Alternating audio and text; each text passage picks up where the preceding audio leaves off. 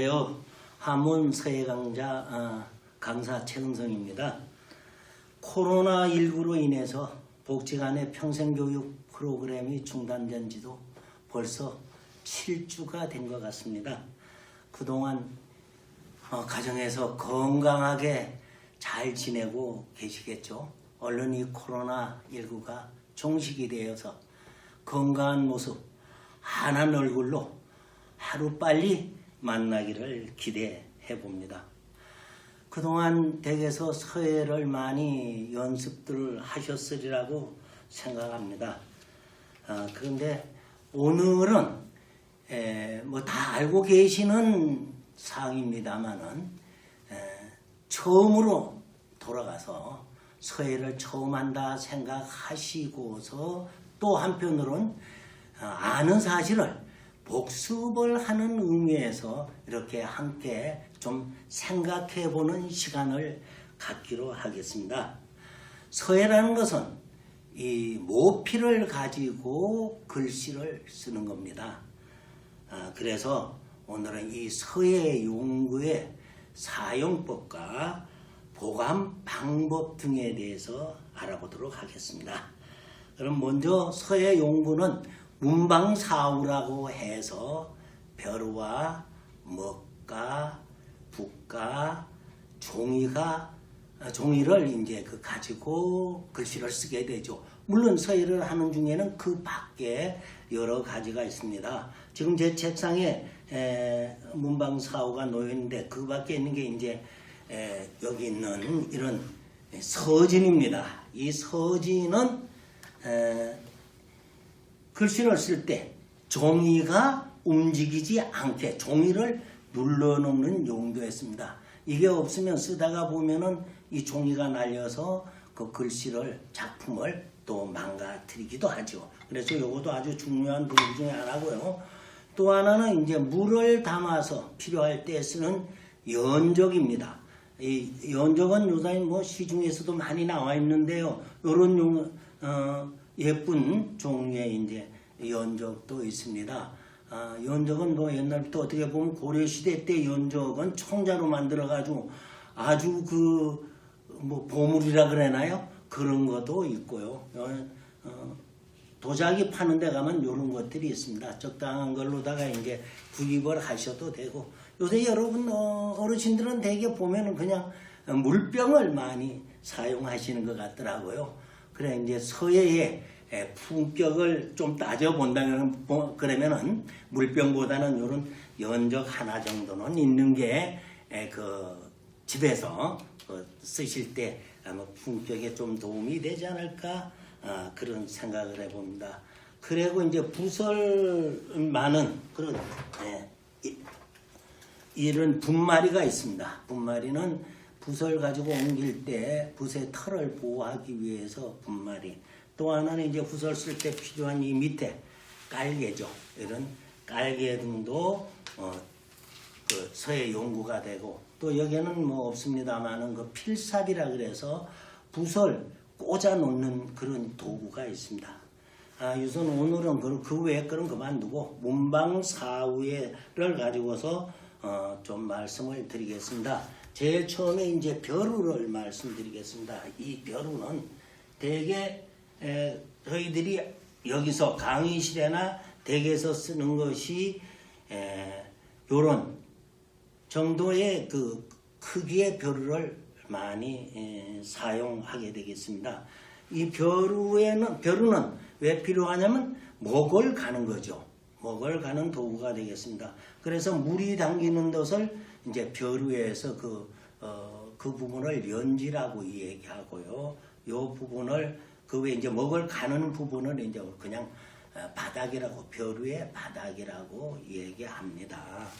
그러면 이제 연제는 먹물이 담기는 부분이고 이쪽에 바닥에는 먹을 가는데 먹을 갈 때는 이 먹을 벼루에 이렇게 수직이 되게 해서 그 다음에 이걸 아래 위로 이렇게 앞뒤로다가 똑바로 눌러서 가는 경우도 있고 그 다음에 이렇게 돌려서 시계 방향으로 이렇게 돌려서 갈기도 합니다. 어떤 방법을 뭐 취하든 상관이 없습니다만은 이게 너무 세게 힘을 줘서 눌리면 잘못하면은 먹물이 튑니다. 그래서 그 점은 주의를 하셔야겠습니다. 그리고 이 벼루에 이제 먹물 쓰고 났을 때 이 보관하는 방법인데요. 먹물이 이렇게 쓰고 나서 많이 남았습니다. 근데 보통 뭐 2일이나 한 3일 후에 먹을 쓴다 그러면은 이걸 그냥 놔두셔도 되는데 이 뚜껑이 없을 때에는 그 뚜껑을 덮을 수 있는 것들을 만들면 되겠습니다. 제 책상에는 이러한 거를 가지고 이제 뭐 덮습니다. 덮어 놓는데 되게 이제 좋은 벼루는 그 자체의 뚜껑이 있죠. 근데 이게 이 먹물을 오랫동안 안 쓰고 그냥 그대로 놔두면 먹물이 말라 붙습니다. 그럴 때는 내가 뭐 한 일주일 후에 다시 쓰겠다고 생각하면 먹물 그 빨아들이는 걸로다가 해서 먹물을 따로 보관을 하시고 이 벼루에 있는 먹의 기운이 없게끔 이 화선지 같은 걸 가지고서 싹 닦아 놓는 게 좋겠습니다. 그 벼루를 계속 사용하다가 보면은 어느 순간인가 이게 먹이 잘 안 갈립니다. 그것은 벼루의 바닥에 이 먹물이 거기에 붙어서 소위 이제 날이 두껍기 때문에 그래요. 그럼 그거를 제가 하는 방법은 뭐냐면은 우리가 보통 그 가정에서 주방에서 쓰는 수세미나 또는 그 사포 400번 정도 되는 아주 고운 사포를 가지고 이 바닥을 문질러 주면은 그 다음에 이게 잘 갈리게 되어 있습니다. 그래서 오랫동안 안 쓸 때에는 하여간 먹물을 제거하고서 보관을 하고 먹이 잘 안 갈릴 때는 수세미나 사포로서 바닥을 깨끗이 닦아주면 되겠습니다. 그 다음에 이제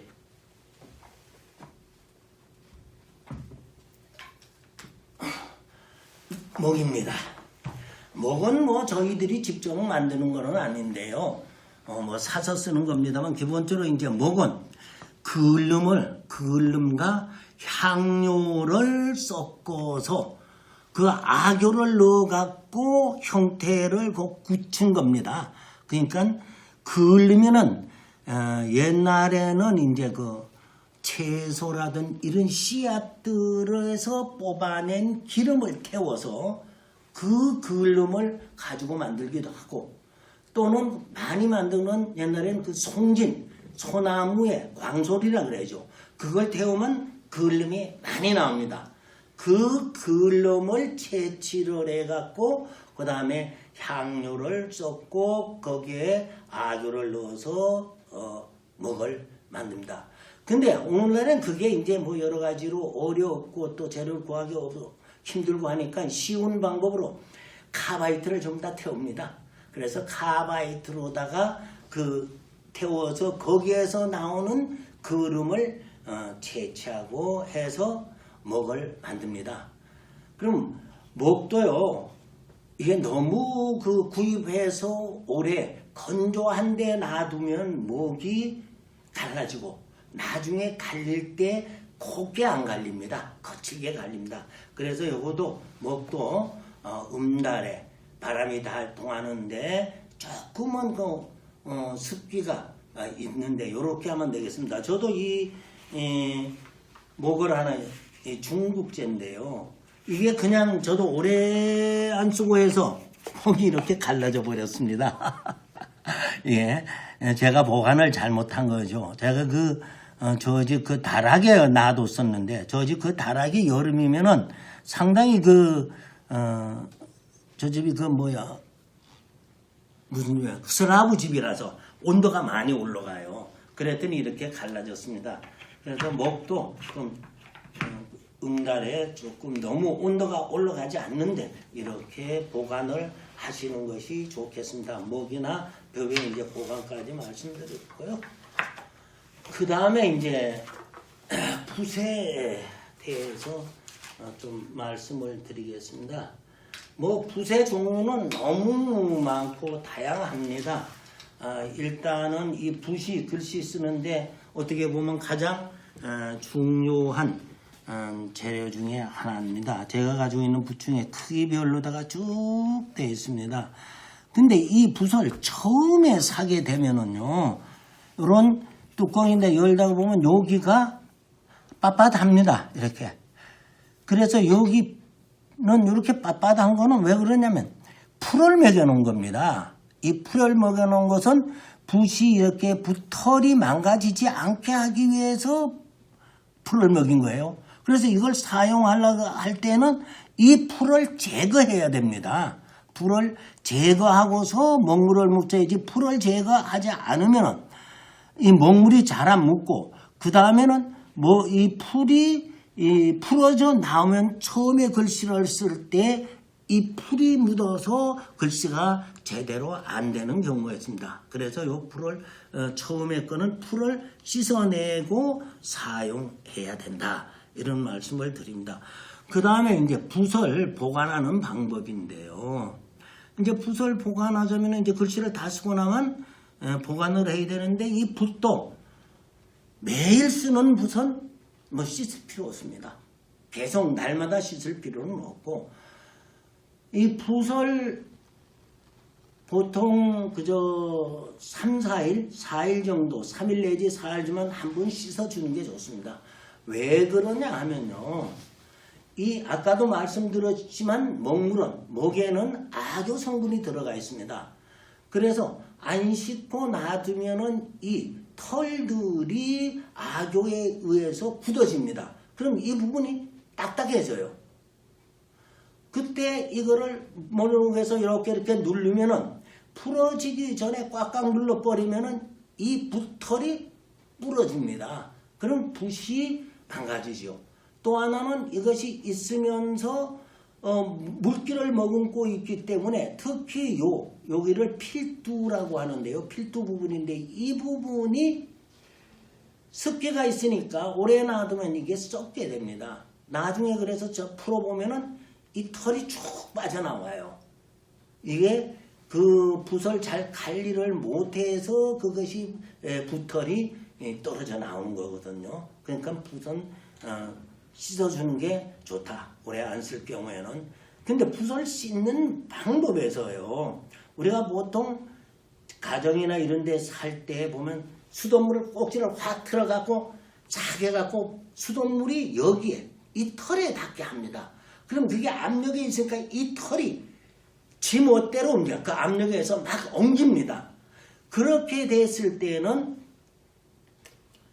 나중에 보면 붓을 쓰려고 하면 이 붓이 갈라집니다. 털이 갈라져 갖고 붓을 못 쓰는 경우가 있습니다. 그래서 이 붓을 씻을 때는 물이 털에 직접 닿지 않게 하고, 어디에 닿으면 여기 필관이라고 그랬는데요.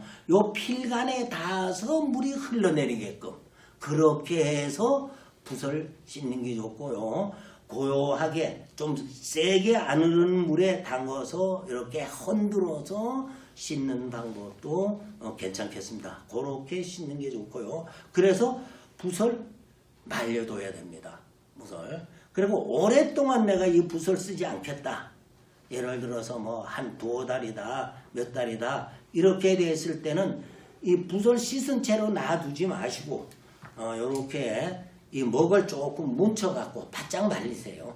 바짝 말려갖고 먹을 묻혀갖고 여기 딱딱하게 이렇게 해서, 이 먹을 안 묻혀놓으면은 이 이름 제가 이건 그냥 나왔는데, 이렇게 되면은 이게 어찐 데인다든가 이렇게 하면 이게 변형이 되는 경우도 있고요. 또 잘못하면 엉키는 경우도 있습니다. 그래서 이런 식으로다가 먹을 조금 묻혀서 바로 바짝 말려놓으면 좋습니다. 이럴 때 이제 주의해야 할 점은, 이것을 다시 쓰려고 할 때 이걸 풀 때 물이 완전히 먹고 자연적으로 물에 의해서 먹물이 풀려갖고 해야지, 이걸 강제로다가 이렇게 쉽게 풀기 위해서 누르면 아까 말씀드린 대로 붓털이 상하게 됩니다. 그런 때에는 그 주의를 하셔야 되겠습니다. 네, 이어서 종이에 대해서 말씀을 드리기로 하겠습니다. 뭐 참 옛날에 우리 우대 어른들은 이 종이가 상당히 귀하던 때라서 뭐 모래밭에서 글씨 연습을 했다는 그런 얘기도 있고 또 나뭇잎에 큰 나뭇잎을 구해서 거기다가 물을 묻혀서 그냥 썼다는 얘기도 있습니다. 그러나 요새는 뭐 종이는 화선지를 다 이용을 하죠.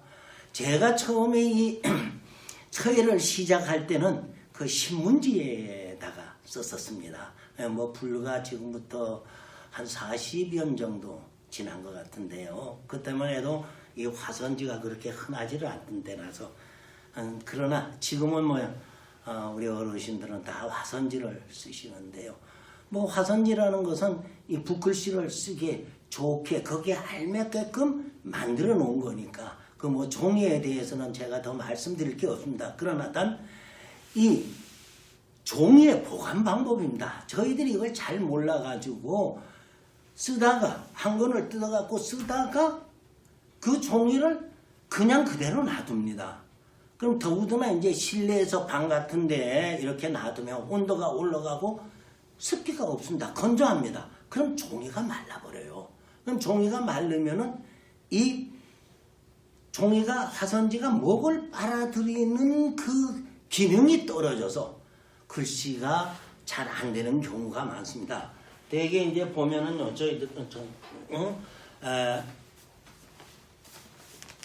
화선지를 사면 이렇게 묶음으로 나오죠. 묶어서 나옵니다. 그럼 이 화선지를 어떤 분들은 이 종이를 써보니까 내 마음에 든다. 그럼 이 종이를 많이 사놓겠다 해서 심지어 어떤 분은 많이 사면 한 박스를 사십니다.